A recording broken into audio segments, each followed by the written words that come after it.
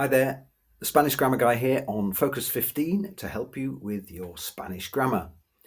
Today, I want to look at how we use the accent, la tilde in Spanish, and I'll give you a useful tip in the form of a mnemonic device, a phrase to help you remember when to use the accent if you keep watching. Okay, so most words in Spanish have a regular stress pattern, which means that you don't need to add an accent because it is commonly understood where to stress that word. But how do we know? Well, let's take a simple word like casa, house. We stress that word on the first a, casa, not casa. Or a longer word like Guatemala.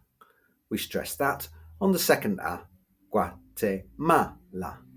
Or another word, equivalente, stressed on the second e, equivalente. So what about a word like mujeres? Yes, the stress is on the je, mujeres. Or the word hablan, they speak, hablan.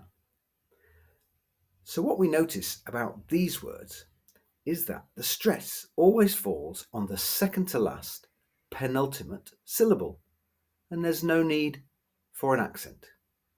Let's have a look again. Casa, Guatemala, equivalente, mujeres, hablan. So the rule is, if the word ends in any vowel, or the letter N, or the letter S, then we stress the word on the penultimate syllable. And so this is regular stress, i.e., it doesn't need an accent. So the mnemonic is vowel N or S equals penultimate stress. And that's for words that don't need an accent. So what about words that don't end in a vowel or N or S? So they end in any other consonant. Well, let's take a look at some. Hablar, adquirir, aquel. These words don't need an accent either, but the stress is on the last syllable, as they all end in a consonant other than N or S. So for example, all verbs in the infinitive will be like this. For example, estar, andar, despedir, averiguar. The stress is on the last syllable and no accent is needed. They follow a regular pattern. So why do we need the accent? Well, it's simply to show that a word does not follow the regular pattern. For example, a word like el árbol, the tree. Because the word is pronounced árbol, then we need to show that this is not regular, as it ends in a consonant other than N or S, but the stress on this word is not on the last syllable, it's on the first one, so we need the accent to show that. Or for example, francés or francés. This word ends in S, but the stress is on the last syllable, not the penultimate syllable. So we have to show this by using the accent.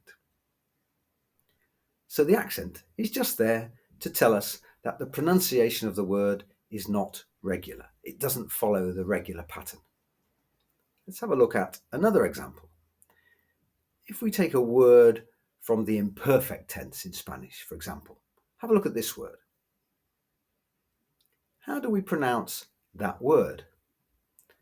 Well, without an accent on it, we would have to say cantabamos, because we would have to stress the penultimate syllable.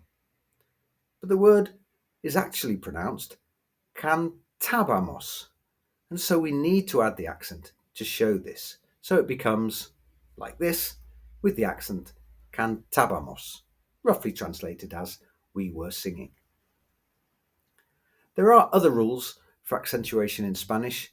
We'll cover these in other lessons, so look out for those. But just remember the mnemonic for now to tell you when words are regular and you do not need an accent. vowel N or S equals penultimate stress.